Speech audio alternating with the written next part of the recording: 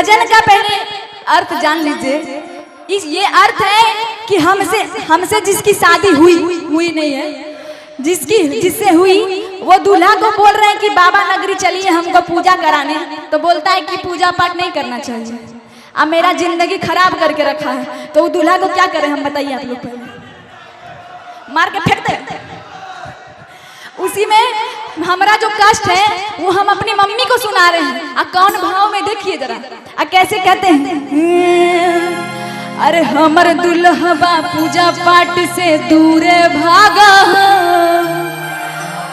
अरे हमर दुल्हबा पूजा पाठ से दूरे भागा, आगे मैया के ना जाए छो नहीं देव घरवा दुल्हा यमपड़ लागा।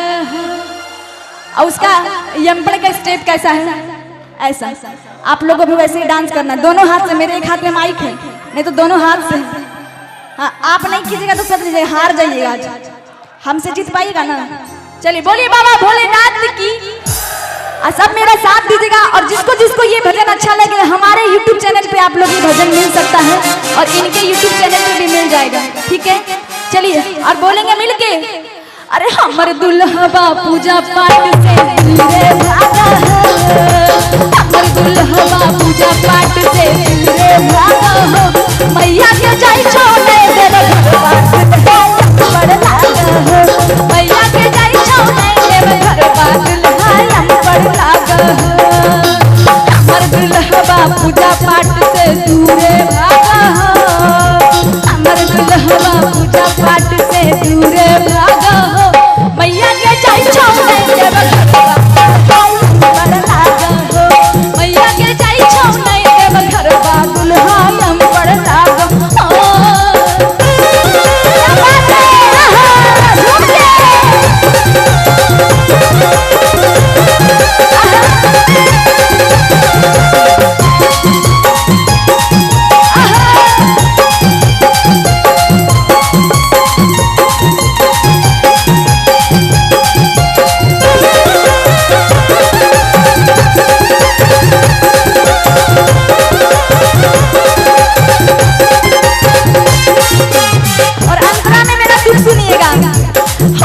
हवा फूटी गेलो गरम, भैया के हमर नासीबे हो धरम,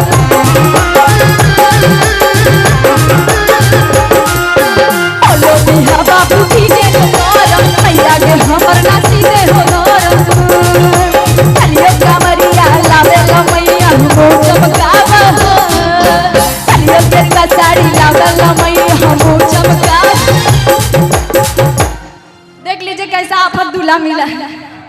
अरे होलो भी हवा फूटी गेलो करन, अरे मैया गे हमर नासी दे हो धरन, कलियो कमरिया लावेल मैया हमो चमकावा।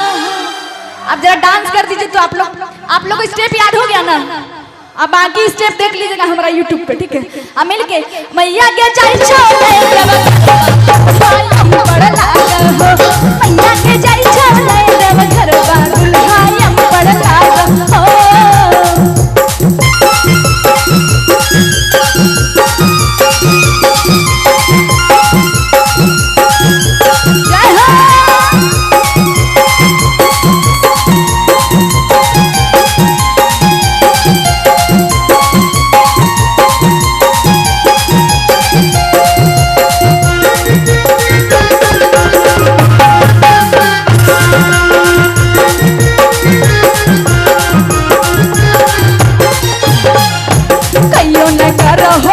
भजन गे अपने उमंग में रह छो मगन गे, भैया कहियो न करो हो भक्ति भजन गे अपने उमंग में रह छो मगन गे, सूती बूटी के रंग से तो दिन भर मोबाइल पे लागा, सुने के मैया पल्लवी के बतिया कबो न मांगा। आप लोग कौन कौन अपनी वाइफ का बात नहीं मानते हैं?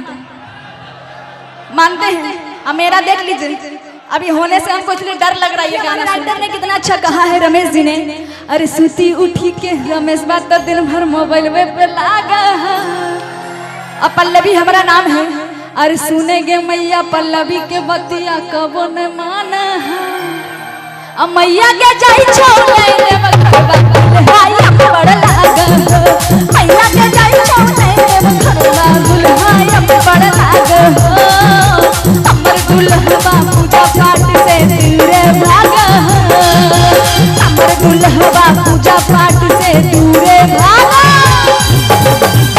एक बार आप लोग गा दीजिए तो मैया के जाई छौ नहीं देव घरवा दुल्हा अनपढ़ लाग अनपढ़ मतलब पढ़ा लिखा नहीं। एक बार फिर से मैया के जाई छौ नहीं देव घरवा दुल्हा। क्या बात है। अब हमारे साथ मिलके मैया के जाई छौ नहीं देव